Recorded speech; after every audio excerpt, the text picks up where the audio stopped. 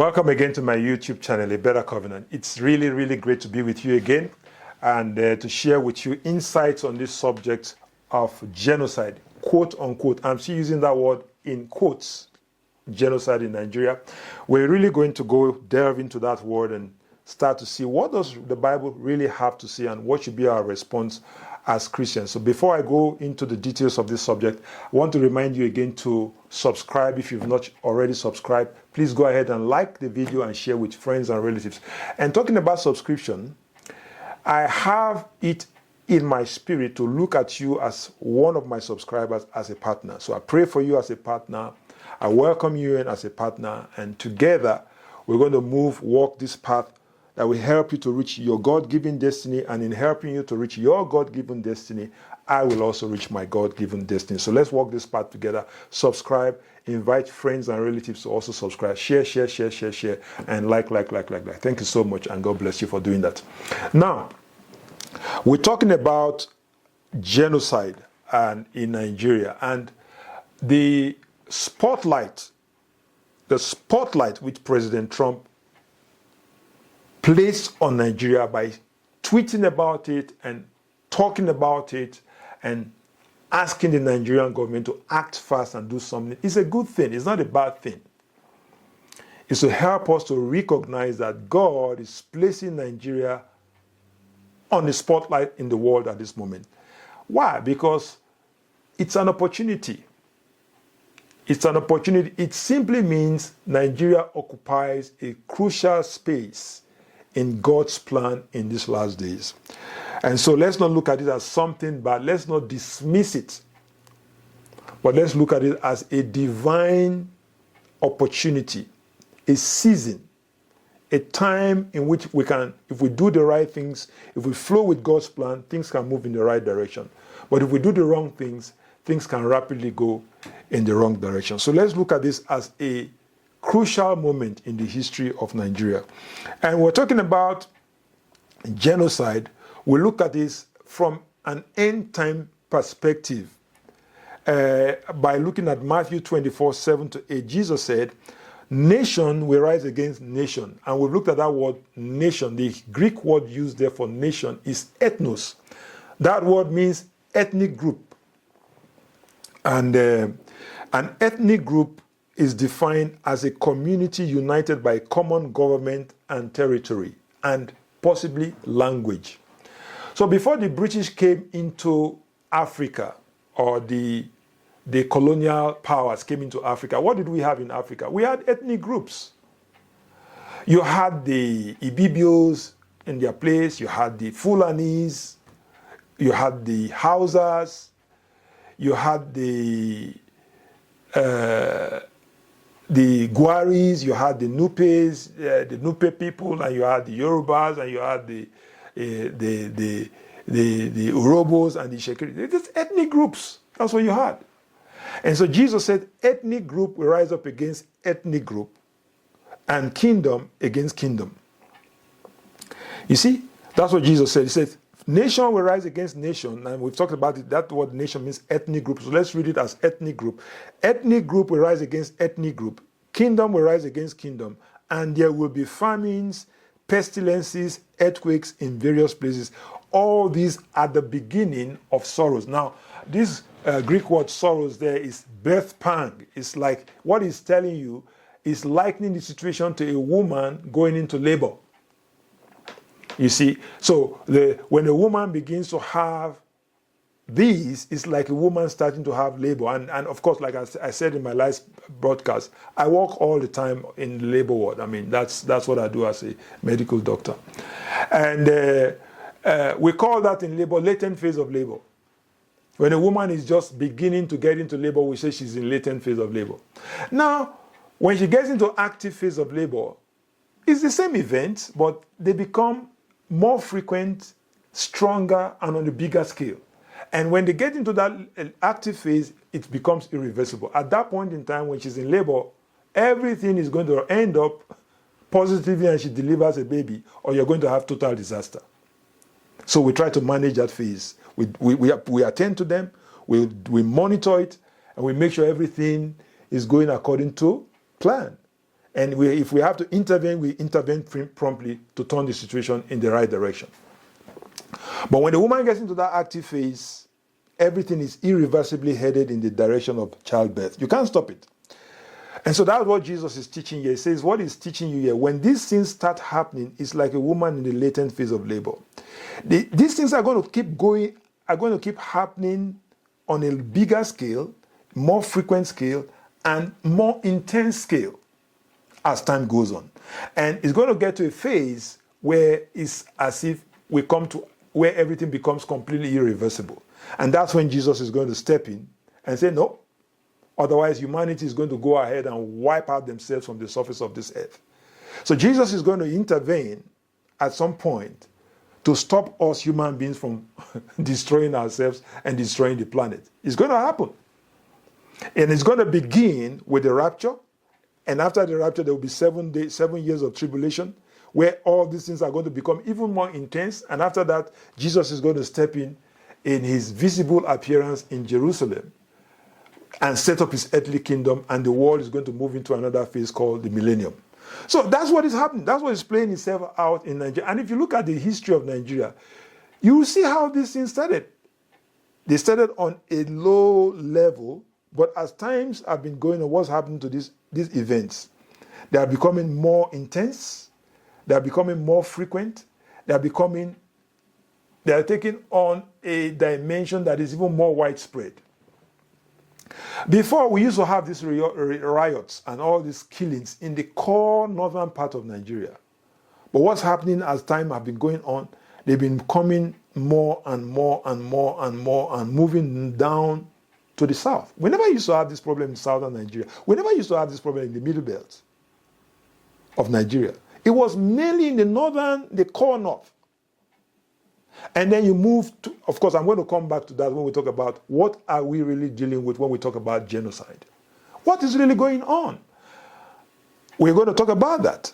So, but over the years, these things are even moving to the extent now that we're talking about these things happening even core down south. We have these Fulani herdsmen even creating mayhem.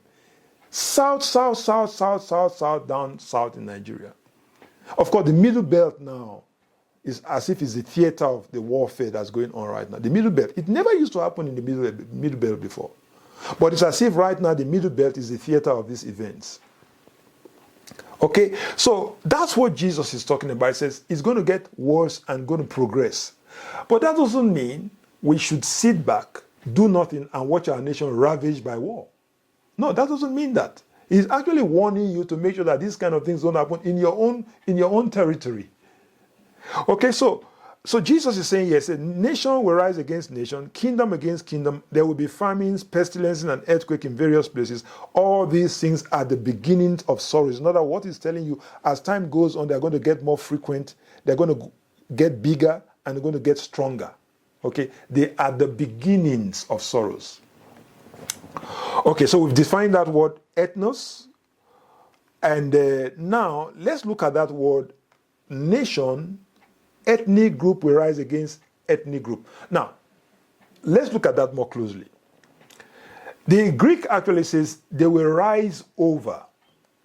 The Greek has the suggestion that ethnic group will try to rise up to subdue and dominate other ethnic groups. In other words, it's a battle for superiority, battle for dominance. Isn't that what is going on in Nigeria right now? Then if you take that further, the way it is in the Greek, it says ethnic group will try to replace ethnic groups. That's genocide. In other words, you will have another ethnic group try to come to another person's where another ethnic group is, try to remove them completely and take over their land, take over their resources, take over their property. That's so what Jesus is saying here. Genocide is actually implied in this statement that Jesus is making here. He says ethnic group will rise to take over other ethnic groups. They will try to replace them. They'll try to eliminate them. Okay, so that's one thing that's going to be happening in these last days. Ethnic group will try to rise up against other ethnic groups. It happened in the, that's one of the things that provoked the Nigerian Civil War. When a certain ethnic group in Nigeria was being systematically eliminated from certain parts of the country at that time. They rose up against them to wipe them out of their parts of the country. And they began to run away from those parts of the country to other parts of the country. They ran down south and they ran down to their own home until they rose up and said, look, we cannot have this anymore. And they rose up with arms to defend themselves. Were they justified in doing that? Well, that's a story for another day. I'm just trying to make you see how these things have been predicted in scriptures. That ethnic group will rise up over to dominate other ethnic groups. And in certain places, one ethnic group will actually rise up to try to eliminate another ethnic group from their place from their community and take over their land, take over their resources, and take over their property. So it's implied there. Genocide is implied in what Jesus is talking about here. So one of the signs of the approach of the end of the age, that the ages that we are living in is rapidly coming to an end, is genocide. It's genocide. And are we witnessing that in Nigeria? Well, it's up to you to decide as you listen to what I'm about to say. So Jesus said these are the beginnings of birth pangs, and I've explained that already. See, what he's saying, that's just the latent phase of labor. And as the ages progress toward the coming of Jesus Christ, these things are going to get even more intense. But doesn't mean we should fold our hands and do nothing as a people. No. You'll see that as I come to, you'll see that as I go further in this teaching. We should not fold our arms and do nothing. Just because it's predicted in scriptures does not mean that when it comes to your own doorsteps, fold your arms and do nothing. That's why I said genocide and the great sin of doing nothing. Doing nothing is one of the greatest sins in the Bible. The great sin of doing nothing. Okay, so we will, let me just introduce one more thing before I go into, first of all, let's go into the definition of, let me introduce the definition of genocide before I go to what's driving this. Where is this coming from? Let me just quickly look at the definition of this word, genocide. Okay, let's quickly look at this word, the definition of genocide. Okay, here we go. Okay, so let's end this session on the definition of genocide. If you take up an etymological dictionary and look up the word genocide, it will define it as the extermination of an ethnic group, the killing of a tribe. Okay? Jesus said, ethnic group will rise up against ethnic group. The literal Greek says, ethnic group will rise up to take over ethnic groups. In other words, they will either try to subjugate them, subdue them, conquer them, and take over their resources and govern them. Or in certain cases, they will actually try to replace them, wipe them out and take over their place. And that's what genocide says. The etymological dictionary says genocide is the extermination of an ethnic group, the killing of a tribe. Okay? And now, if you look at this word, genocide, it's quite a recent word in the English dictionary. Just take up an English dictionary and look at that word genocide. A good English dictionary will tell you that's actually a recent word. It's a word that was recently introduced to the English vocabulary. It was actually introduced into the English vocabulary in 1944 by a man called Raphael Lemkin in a book titled Axis Rule in Occupied Europe. That book was published in 1944. This man was the man that first coined the word genocide, and he got it from two words. It's a hybrid word. He got the word geno from the Greek, and he combined it with the Latin word side or sider. That word side comes from the Latin word sider. So he took that Latin word sider or side, and he took the word geno, the Greek word geno, and he put it together and he created a hybrid word called genocide. Okay? And so this word, genocide, the word geno itself in the Greek means a race, a tribe, and the word sidere in the Latin means to kill. To kill. So when you put those two words together, genocide means the killing of a race. Wow, that's interesting. The killing of a race. That's what genocide is. The killing of a race of people, a tribe of people, an ethnic group. That is what genocide is. Genocide is the killing of a race. Now, here's the interesting thing. Take up that word geno, go back to your etymological dictionary, look it up again. It will refer you to the word general. It will say, see general. In other words, when you see geno, think general. In other words, genocide is when killing has become generalized. That's what genocide is. When it's not just a homicide. Homicide is when an armed robber, things go wrong, he shoots a person dead in order to take his car or take his property. That's genocide. Genocide means two people go into some kind of monkey business and they promise that they won't tell on each other. And one decides to start telling on each other, they go and kill him. Or what they do in the mafia world, where people are sworn to secrecy. And if you go and expose the secrets of the mafia, they come and kill the person that is exposed. That's homicide. Homicide is limited, isolated, and not always is limited and isolated. But when it becomes genocide, the killing has become generalized. Now, ask yourself, is it happening in Nigeria now? Think about what's going on in the Middle Belt. Plateau State, Benue State, and some of those states are around that area. Are the killings generalized? If it's generalized, then it's genocide. Okay? Genocide means killing is no longer isolated. It's become generalized to a population. It's generalized to a tribe. It's generalized to an ethnic group. What's an ethnic group? It's a community of people living in a particular geographical area bound by a common government and a language, or in some cases, a religion. Okay? So that's what genocide is. You don't have to wait for a politician to define it to you. Just look at what is going on. Go look at your dictionary and you can decide for yourself. When killing becomes generalized, it becomes genocide. That's genocide. Okay? So, when it's not just an isolated event, of course in Nigeria we've always had this kind of thing. When robbers go and raid the bank and shoot people dead, and to cut away the money from the bank. In the process, they kill 2-3 people. That's not genocide, that's homicide. But when the whole population is being systematically decimated, then you have genocide. Okay, so this is what you must bear in mind. We don't have to allow politicians to twist our thinking before we decide what is right and what is wrong.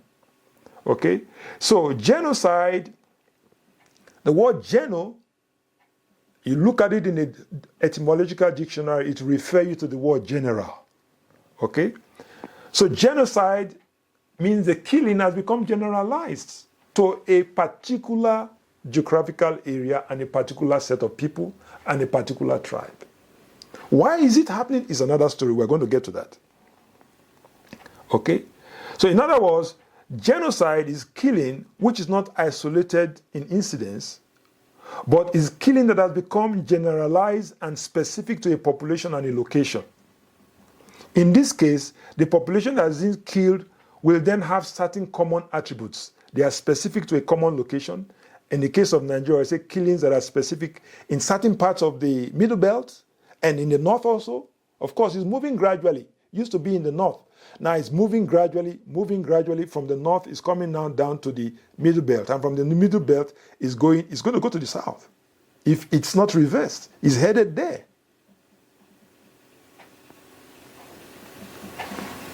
Okay? Okay? And so this is what is genocide. This is what is defined as genocide. Now, let me tell you something before I finish this session. Let's look at this word genocide. Let's look at this word genocide again. Let's go to the word again. Let's look at this word genocide again. In seeking a greater understanding of this word genocide, the etymological dictionary refers you to the word, it says geno, it says look at the word general. That's the way to understand it. Why is it genocide? Because the killing has become generalized. It's not just limited to one household anymore. It's a whole bunch of people being systematically wiped out so that another ethnic group can replace them. The aim is for one ethnic group trying to replace an ethnic group where they are living. That's genocide. Jesus talked about it. Nation will rise against nation. We've seen it. Ethnic group will rise against ethnic group. The way it is in the Greek, ethnic group will rise to take the place of another ethnic group. Okay? So, then we have that word there. Then we look at that word geno again and generalize. It says this word means kin, kind, and king. Wow, look at it. I'm talking about dictionary now. It says kin. They are kinsmen. When you meet your kinsman from the same area, so this is my kinsman. Okay? That's my kinsman. We are from the same area. We speak the same language. So we are kinsmen. You see a Yoruba man meet another Yoruba man, so we are kinsmen. Why? Because we come from the same geographical area, we speak the same language. I am from the Niger Delta, I meet my fellow Yoruba man, I say, oh, that's my kinsman. We are from the same area. Okay? So, if an Ibibio man meets another Ibibio man, what? He says, that's my kinsman. A Nupe man meets another Nupe man, my kinsman. Hausa man meets another Hausa man, that's my kinsman.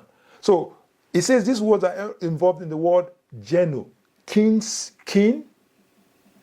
kind, and king. Wow. King. They're all involved in that word geno. When you talk about genocide. Kinsmen, same kind. So what kind?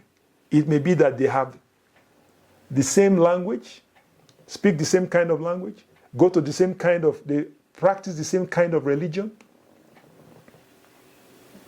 And king, they have the same, maybe traditional ruler. And if they practice the same religion, they profess the same king, Christ, as Lord over them. The same king. If you're a Christian, you profess Christ as your Lord. If you're a Yoruba man, you profess Christ as your Lord. I am from the Niger Delta. I profess Christ as my Lord. In a sense, we are kings. We are of the same kind because we subscribe and we submit to the same king. So if somebody decides to wage war against people that have that same, profess that same king, Christ, over them, and wants to wipe them off because they subscribe to the same lordship of Jesus, that's genocide. You see, so this is how to understand it. King, kinsmen, kind, same kind of people, same kind of language, location, the same area, and king. Okay? So that's how to understand that word genocide. So when you look at it this way, politicians cannot deceive you concerning how to make up your mind.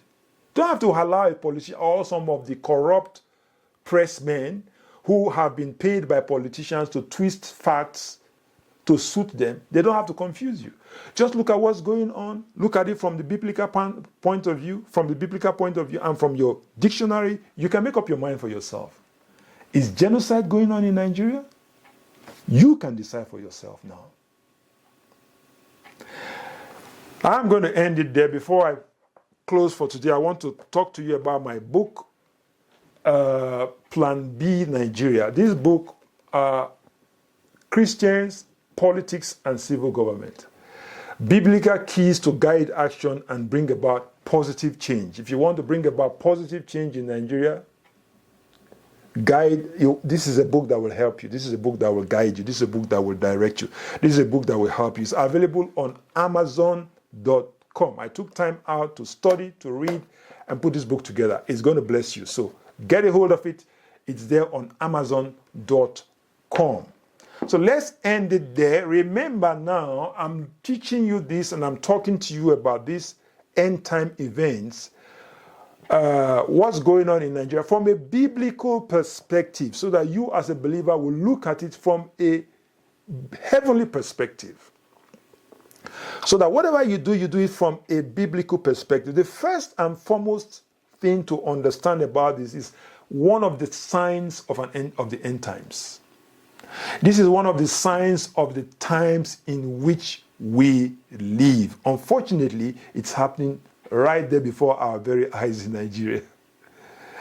Now, it doesn't mean we should fold our arms and do nothing. No, it simply means we should intensify our efforts to make ready for the second coming of our Lord Jesus Christ. It's time to get yourself ready for the coming of Christ. It's around the corner. And like one Jewish Hebrew rabbi said, so when you see nations rising against nations, know that the coming of the Messiah King is at the door. He said, look out for his feet.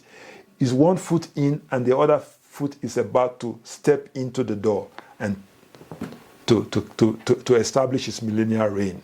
So Christ is coming. Christ is coming. His advent is around the corner. Let's get ourselves ready. And if you have not made him the Lord of your life, please, that's where to begin. That's where to begin. Call upon him right now as your Lord and Savior. Don't witness all these things going on in Nigeria for nothing. Those are the alarm bells telling you that Christ is around the corner. Wake up, receive him as your Lord. And if you already received him as your Lord, this is the time to live for him like you've never lived for him before. Let him dominate you. Let him rule you. Let him govern you. Let him shape the way you live your life. And you know something? When we begin to allow him to shape the way we live our lives, all these things that are happening in Nigeria, we can reverse them in his mighty name. Let's end it there until I come your way again. Christ be magnified in your life as he's been magnified in my life. Amen.